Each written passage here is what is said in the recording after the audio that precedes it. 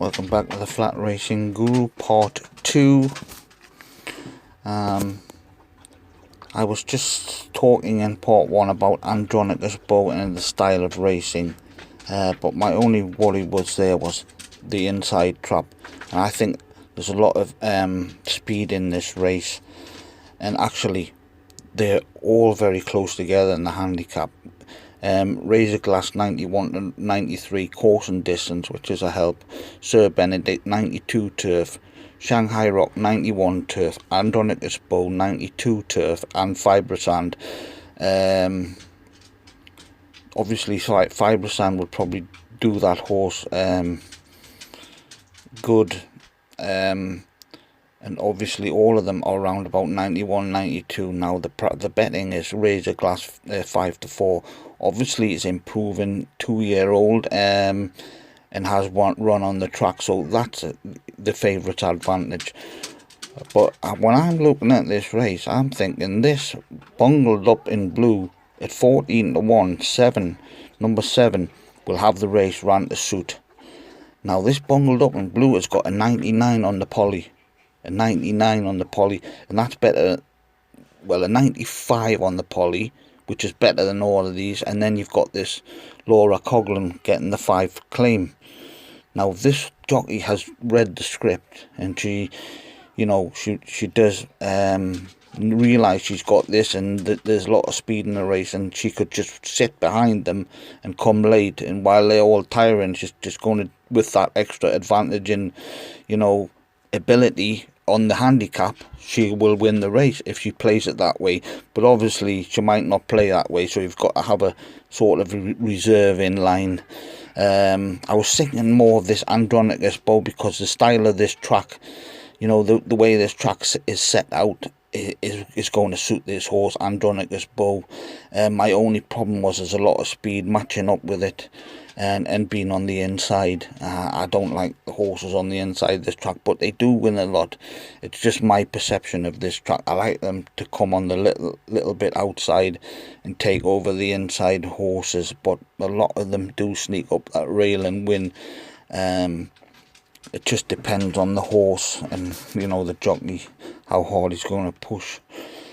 So that's how what I would say is go for 7 bungled up in blue, small bet, then do Andronicus Blue 11-2, average bet, and then box number 2 Razor Glass up with them 2 in the forecast. So 2, 5 and 7, 2, 7, 5, and then put 2 single wins on Andronicus Bow and bungled up in blue. That's how I would play that race. Right, the 6 o'clock now is Premier Plate. Now Premier Plate, now this is quite a decent race.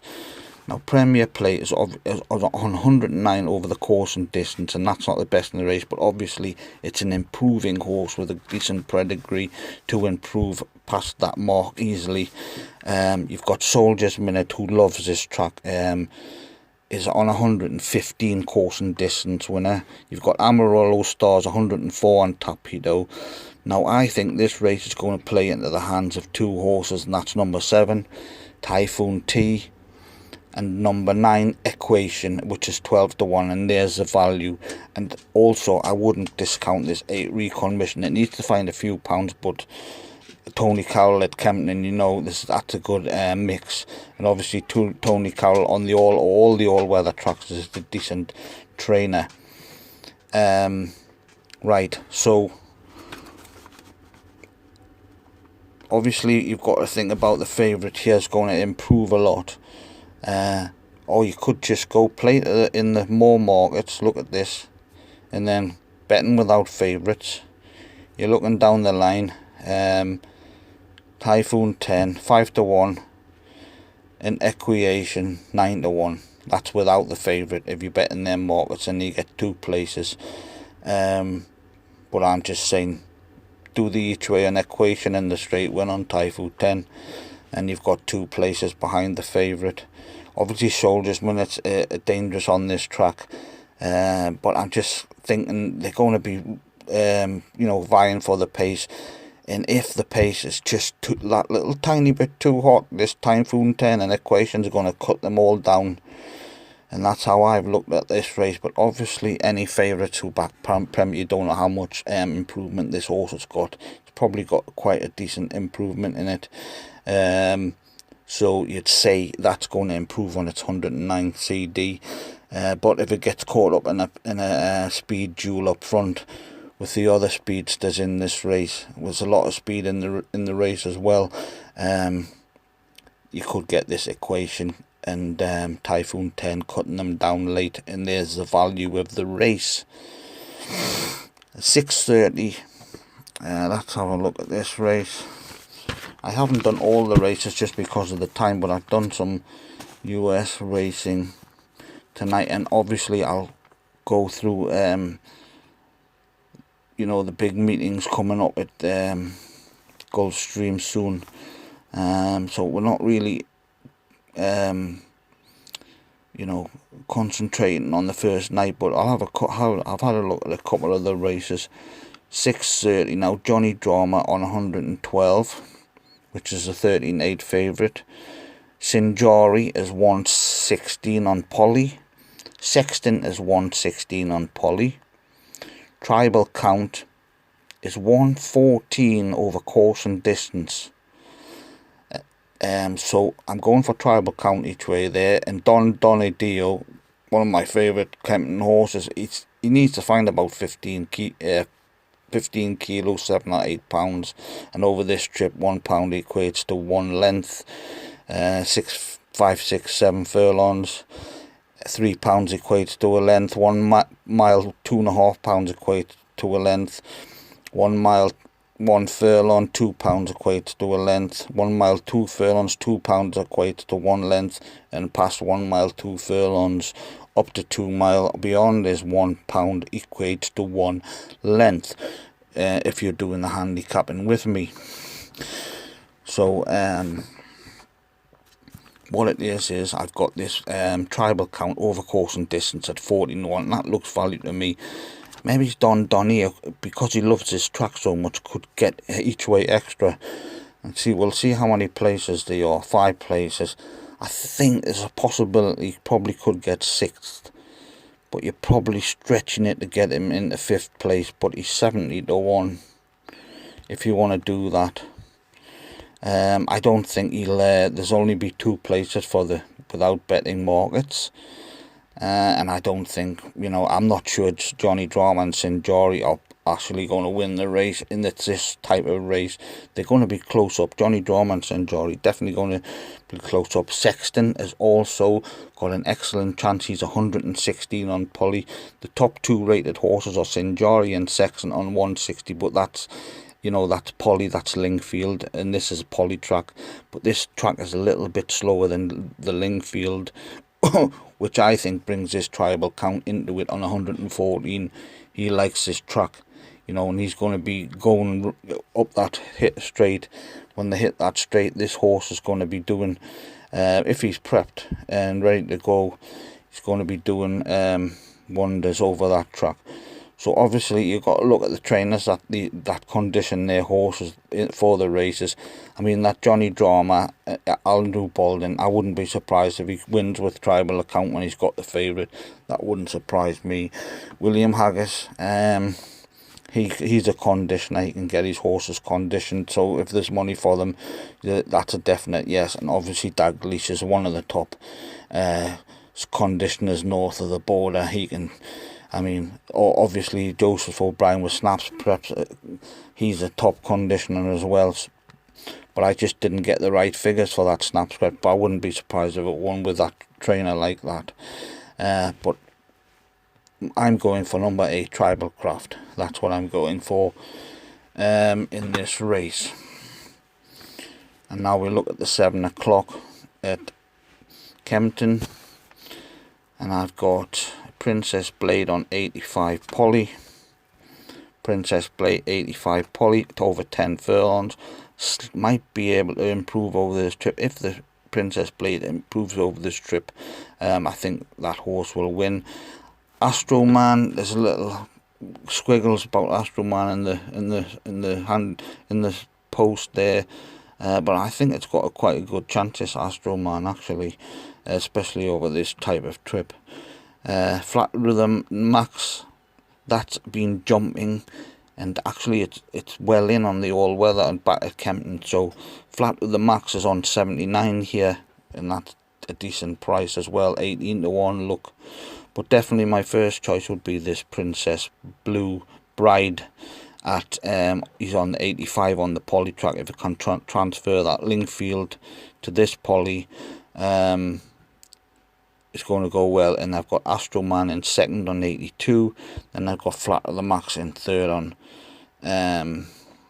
79. Then I've got Central City Course and Distance on 78, so you can give that an extra couple of pounds. So obviously Central City is going to be right in the mix, and that's the favourite, so you can't leave Central City out of your equations. 7:30, I didn't have a real good look at this race, so I'm not going to play anything. I would say El Jimor, looking at it, or Delicate Kiss. I like that horse at this track. Mr. Tyrrell, obviously. Going back a bit, Lapidary, I'm sure that was what's his name's horse, but anyway. 8 o'clock, I would say Conferry number 4. I haven't looked at these races for the form, and I'm not going to have a pick at that race. What have we got? Remington. Now let's have a look at Remington Park tonight. Then I'll get on to Gulfstream. Remington Park race 3, number 3. Spun Life 8 to 11. Disappointing race, but this horse is just in a different league with the rest of these. But yeah, I've said that a few times, and then they just get beat. And if it's going to get beat, it will get beat at this track, Remington Park.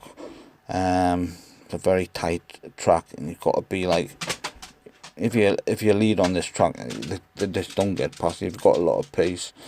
Mountaineer race 7, number 6. Mountaineer race 7, number 6. And this is a treble, by the way. These three these three I'm pointing out now. Race 7, number 6. Race 7, number 6 is Spezia, 7 to 2. So they've got a better price. I do like that US Marshall, but I think Spezia will win tonight. Mahoney Valley race 6, number 7. Mahoney Valley race 6, number 7. Let's have a look. Mahoney Valley race 6. No, that's Gulfstream, sorry. Mahoney Valley race 6, number 7. Opulent, 100 to 30. So that's Opulent in race 6, Mahoney Valley. Right, we'll do 6 Spezia at Mountaineer race 7, okay, and then we'll do number 3 Spun Line at Remington Park, and we'll do a Trixie, a Patent, whatever. Put these 3 in a multiple bet, just a fun multiple bet, and that will have a fun multiple bet for this race. Now we'll look at Gulfstream. And I'm just looking at this guy I like at Gulfstream, but I haven't had a look at the workouts myself, so I'm a bit wary of giving out these horses when I haven't had a look at them myself. So I'm a bit wary of doing that, but what he says is, he's a US handicapper that I follow. He says his best bet's number 8 Ashar, but I would like to have a look at the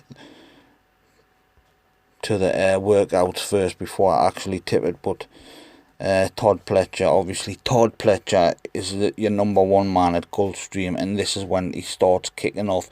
When he kicks off this meeting, I mean the other meeting, Gulfstream Park West in the late, he has the odd winner at, at Gulfstream through the after February and that, but from now on till January, your top man here at Gulfstream will be Todd Pletcher. But you'll probably have horses ready and some horses not ready, so even if you see them bet, that doesn't mean they're ready. So you've got to have a look at the workouts really. So I'm just going to give you this as a sort of provisional choice, but if I looked at the form myself and the workouts, I might pick a completely different horse, or I might pick a seven. But I just have a quick look at this. One of my top handicappers in the US, and he's going for Ashore. Obviously, it's a natural pick with Todd Pletcher, but obviously there's a favourite in there, and you've got to be inclined. Now, if you go to the Gulfstream Park website, there's some really good handicappers on there, especially the Mexican handicapper.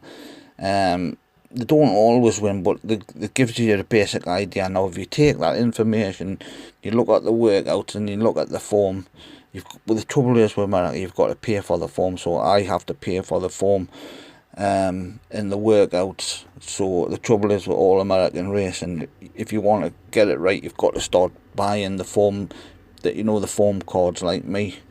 I think it's $3.96 in dollars what I pay for one card, one meeting, and you can add extra if you want their tips. But just look at the form, read the workouts, and do it yourself, because a lot of these Americans, they're not like UK handicappers. Now the difference is with UK handicappers, South Africa handicappers, their racing is condensed. I mean the handicapping is so condensed.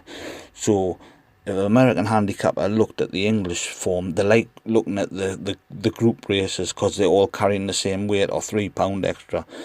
They don't like looking at our handicaps where you've got 2 stone difference in the horses and matching up the form lines. I mean, they just can't do it. So all the decent UK handicappers could go to America and play their wagering games. Now, their wagering games in the US is a different world to what I mean, UK handicappers get treated terribly. I mean, you get a few that get on the TV and that. I mean, for what I've seen, there's only a couple that's any good. So obviously, there's a reason they're on the TV. And all the best handicappers are just trying to make a buck here and there, selling some here, selling some there. But if you were in America, the handicappers in America get treated like gods and making absolute fortunes. And you've got these wagering competitions. Now, UK handicappers, if you understood the American system, I mean, they have 3 or 4 speed rating systems. You've got the Bayer and the other equi-based systems of speed. Now, if you understand that sort of system, and you understand the workouts and the pedigrees, like I do, then you're made. You could go over to America, you would show them handicappers up, because I've been doing it for like 3 or 4 years, and I just can't stop picking winners in the US by handicapping the races myself. And when I look at these handicappers and their tips, and I follow the tips, they never seem to win. But when I haven't got time to do it myself, when I've been sick, and when I do it myself, I obviously known all the handicapping systems, it just comes easy to us. I just pick winner after winner, and I don't know how these guys are getting to these horses. I'm thinking, what are you doing? If you pick it up, it's an easy system, because it's so condensed. There's no weight to be, there's hardly any weight, and the pedigrees are all quite similar. I mean, if you go to the turf and that, you've got to adjust the pedigrees and that. But, the top trainers and that, and you just learn it how to do it, because there's different systems. and you can pick it up. It's the UK handicapping is the hardest handicapping on earth, and if you go to South Africa and do their merit ratings, I mean, it's easy. That's how I just pick win after win in South Africa. It's just completely easy. And the handicapping, because they're on the tote systems, are all trying to win, so the handicapping systems work. I mean, UK with the betting exchanges, you've got this and that carry on going on, they're playing their own horses and everything like that, so the handicapping doesn't work. Like, you've got to understand the trainers and how they operate, you see. And the thing is with UK rating, you've got to understand the trainers and how they're operating. All these trainers that don't condition and don't prep the horses, I mean, they're just naturally bringing them along. You've got to learn all that, so that's the most difficult thing. But if you go to the US, you can make absolutely millions playing their wagering games. Actually, if you move to live in the US and start playing their wagering games, they go from casino to casino, they all get a £10,000, you know, and then they bet on the races. The one who makes the most wins £1 million, and that can be daily or weekly or whatever. Absolute fortunes to made in America. I mean, these guys haven't got the, you know, the skills of the UK handicappers, but they're making millions. They're making millions because their system's more condensed than ours, and they don't have to work as hard to find the winners. I mean, there's some absolutely, it's just like the media in UK and US, they've got I would say the best handicappers are not in front of the camera. It's just like the UK, so that's how you get it. So anyway, we'll look at this race, and obviously he's gone for Asher. And we'll have a look at this other race there. What's this one here? Tracy's Legacy. Another key contender. Which race is Tracy's Legacy? Is it race 9? Let's have a look. Tracy Ann's Legacy. Another key contender in the turf sprint this afternoon, breaking from the outside with a ton of speed, who much leave running to avoid potential early conflict. Seasoned veteran with 7 runs on the resume, gets a nod over lesser experience and accomplished rivals. Defy expectations. One of those only with a single win to show start, but turn back in distance. So obviously you've got one going for Over Gators, who are like that Hermes. And you've got Handicap, Kenny Peck, who's going for Tracy Ann's Legacy, and Mike Welsh, who I like, is going for Tracy Ann's Legacy as well, and that's 9-4, and that's Kelly Breen. Well, Kelly Breen is a decent trainer at Gulfstream, and obviously got to watch for Kelly Breen. She doesn't have many horses, but what she does have, the do go close. Once I get into Gulfstream, you'll notice that I just get a hell of a lot of winners. Let's just start picking them by looking at them at the end of it. But obviously we're looking at in January with the big December and January we've got the big festivals, and then obviously we've got the Lord of Man's Festival in Kenilworth to come in December, January.